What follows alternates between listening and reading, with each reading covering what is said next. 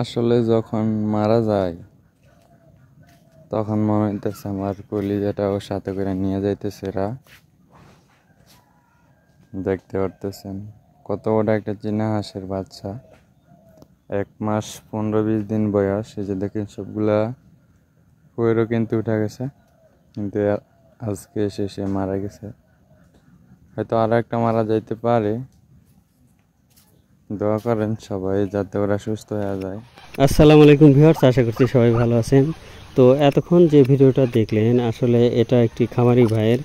তো ওনার হাঁসের বাচ্চাগুলো অর্থাৎ চীনা হাঁসের বাচ্চাগুলো কিন্তু মারা যাচ্ছে। তো এর কারণ কি, চলুন আমরা তার খামারটা একবার দেখে আসি। তো এটাই হচ্ছে সেই ভাইয়ের খামার। তো এখানে উনি কি করেছেন, আপনার দেশি হাঁসের সঙ্গে আপনি চীনা হাঁস রাখছেন। তো এটা একটা সমস্যা। আর আরেকটা সমস্যা হলো যে উনির যে খামারের মেঝেটা অর্থাৎ কাঁচা মাটি, তো এই মাটিটা কিন্তু একদম ভিজে উঠছে আর কি। তো এখান থেকেই মূলত এই চীনা হাঁসের বাচ্চাগুলো ঠান্ডা লাগছে।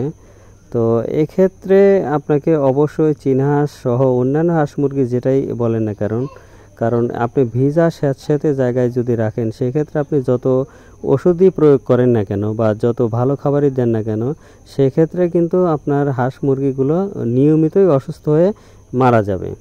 তো আপনার যদি খামার করার ইচ্ছা থাকে, সেক্ষেত্রে আপনাকে প্রথমে যেটা করতে হবে, ভালো বাসস্থান ব্যবস্থাপনা। অর্থাৎ হাঁস মুরগি পালন করার জন্য আপনাকে অবশ্যই ভালো একটা বাসস্থানের ব্যবস্থা করে দিতে হবে এবং নিয়মিত জীবাণুনাশক স্প্রে করতে হবে।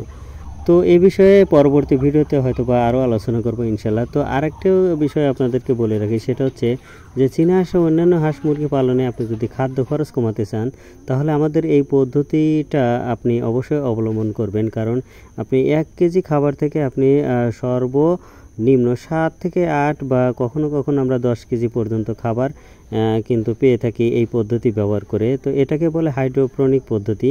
তো এই পদ্ধতি নিয়ে বিস্তারিত শীঘ্রই ভিডিও আসছে। তো আজ এ পর্যন্তই। সবাই ভালো থাকবেন, সুস্থ থাকবেন। আর ভিডিওটা যদি উপকারী মনে হয় অবশ্যই একটি লাইক দিয়ে আমাদের সঙ্গেই থাকবেন। আল্লাহ হাফেজ।